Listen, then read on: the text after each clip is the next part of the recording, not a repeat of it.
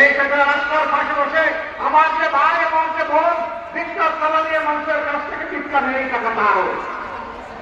আমার যে ভাই হাড়ভাঙা পরিশ্রম করে চা বাগানে কাজ করে অথবা রিক্সা চালায় অথবা অন্য কোনো যানবাহন চালায় কিংবা কোনো ভ্যান ফ্যাক্টরি ইন্ডাস্ট্রিতে কাজ করে অথবা খাতের মধ্যে কুড়াল এবং লাঙ্গল চালায়, এই টাকা তার।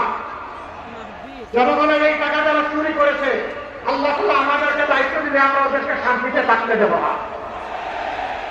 ওরা দুনিয়ার যেখানেই পাবো না কেন জনগণের এই ভোট যদি তারা স্বেচ্ছায় দিয়ে দেয় তারা অবশ্যই এটার জন্য অবিলম্বিত হবে, কিন্তু যদি বিরোধ না দেয় রাস্তা ইনশাআল্লাহ ওদের মুখের ভিতর দিয়ে হাত ঢুকে পেটের ভিতর থেকে বের করে নিয়ে আসবে। কাউকে ছাড় দেওয়া হবে না ইনশাআল্লাহ। সেই টাকা রাষ্ট্র কোষাগারে যোগ হবে। যে এলাকা যত বেশি বঞ্চিত সেই এলাকায় সর্বপ্রথম উন্নয়নের কাজ শুরু হবে। এখানে বলা হয়েছে আগামী বাংলাদেশের শফিকুর রহমান প্রধানমন্ত্রী হতে পারে, এটা আল্লাহ ভালো জানে। কে হবেন না হবেন, যদি এমন কিছু আমার দায়িত্বে এসে যায় আমি পরিষ্কারভাবে বলতে চাই আমি ৫৪,০০০ বর্গমাইলের ১ ইঞ্চির পর বেহিসাবি করতে পারবো না। প্রতি ইঞ্চি মাটি তখন আমার কাছে তার পাওনা বুঝে নেবে আমার কাছ থেকে।